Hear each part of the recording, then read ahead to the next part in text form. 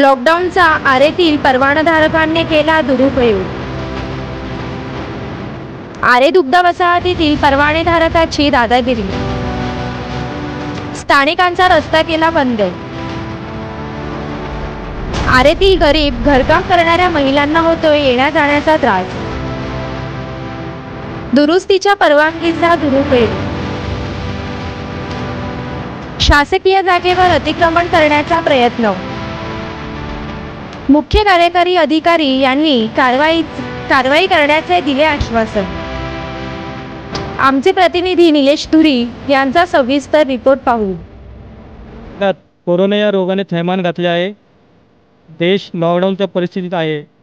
या परिस्थितीचा फायदा काही लोक घेत असल्याचे आरे दुग्ध वसाहतीत दिसून येते।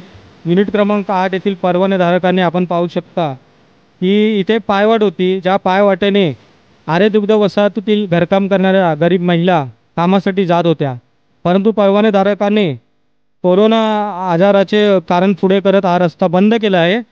आणि दुसऱ्या बाजूला आपण पाहू शकतो की त्यांनी इथली भिंत तोडून आपल्या स्वतःच्या येण्या जाण्यासाठी रस्ता बनवल्याचे समोर येत आहे। एक गोडाऊन देखील आहे जे भाड्याने दिलेलं आहे। त्याबाबत वेळोवेळी जनआधार टाइम्समध्ये आम्ही बातमी देखील प्रसिद्ध केली आहे। तसेच सुरक्षा विभागातील अधिकाऱ्यांच्या ही बाब निदर्शनास आणून दिलेली आहे, परंतु अद्याप कोणती कारवाई झाली नसून परवानेधारक अजून अनधिकृत बेकायदा बांधकाम करत आहे।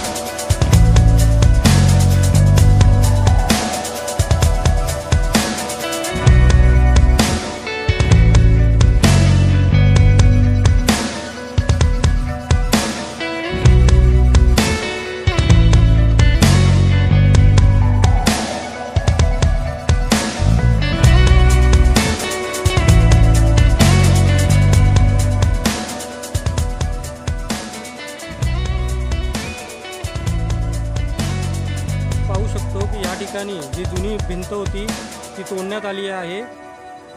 तसेच या ठिकाणी भरणी केल्याचे देखील दिसून येत आहे। मोठ्या प्रमाणात रॅबिट दगडी वगैरे दिसत आहेत। भिंत तोडल्याची देखील दिसून येत आहे। तरी याबाबत अधिकची माहिती घेण्यासाठी आपण आरेचे मुख्य कार्यकारी अधिकारी राठोड यांच्याशी संपर्क करण्यासाठी त्यांच्या कार्यालयात जाऊ।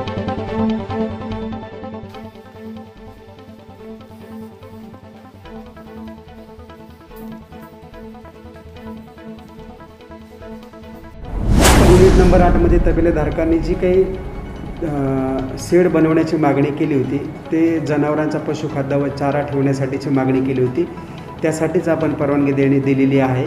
परंतु त्याचा जर का दुरुपयोग जर का सदर परवानेधारकाने जर का केलेला असेल तर आपण त्याची जी काही परवानगी दिलेली आहे ती आपण रद्द करू व तात्काळ आता जर का त्याने जर का काही काम चालू केलेलं असेल तर मी तात्काळ सुरक्षा विभागाला सदरचं काम तात्काळ थांबवण्याबाबत सूचना देत आहोत।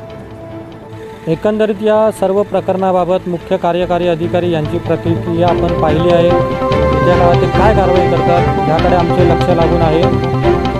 व्हिडिओ जर्नलिस्ट उदय सांगेंसोबत निलेश धुरी, जनआधार टाइम्स, मुंबई।